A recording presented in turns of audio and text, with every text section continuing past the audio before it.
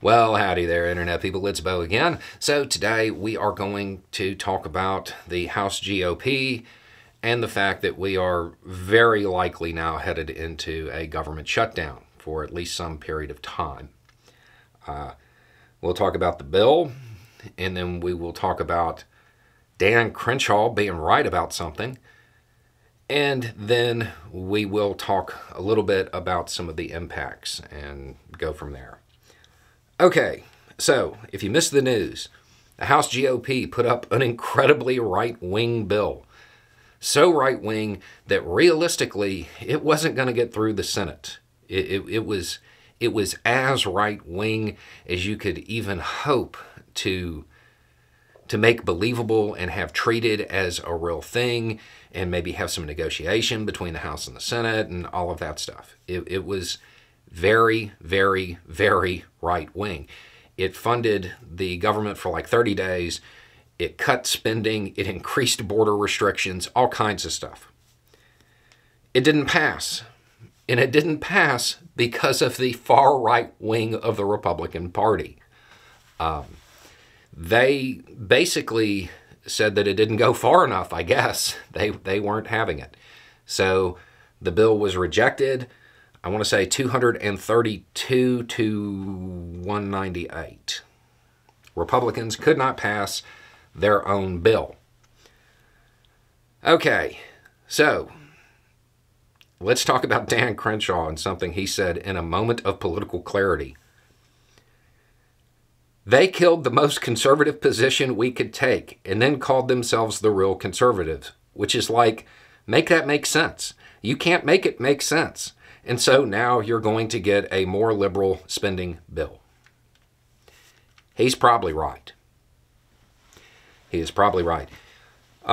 He's definitely right about this being the most conservative, most right-wing bill that they could ask for. Anything beyond this, it would have been dropped for being too much. It was just too far outside the window that the Senate would even consider. So they shot down that bill, which means the U.S. government is likely headed into a shutdown. The leverage that exists is avoiding the shutdown. There would have been Democrats who would have been more open to negotiating about very conservative, quote, incredibly far right-wing positions if it meant avoiding a shutdown. But once the shutdown happens, well, it's the Republicans' fault, especially when it happens like this. So the Democratic Party isn't going to be willing to come that far along because it was the Republicans who tanked their own bill. The public's going to know that. The Republican Party couldn't put forth anything. So, in essence, the far right removed their leverage because now there is a very, very high likelihood of going into a shutdown. Okay, so what does a shutdown mean? That's the questions. And there are tons of them coming in. I already have gotten questions about what it means for HUD, what it means for national parks. I'm going to put together a video explaining what's going to happen. If you have questions about any specific government programs, agencies, anything like that, put them in the comments down below. We'll go through them and put together something so people understand what's happening. And I will go ahead and tell you now, for those people that have plans headed to the national parks, they're probably not going to be open. There's going to be a lot of different impacts from this. So if you have questions, get them down below. We'll try to answer them. At this point, though, it is a relatively safe assumption that there will be a government shutdown of some period of time. How long, we don't know yet. The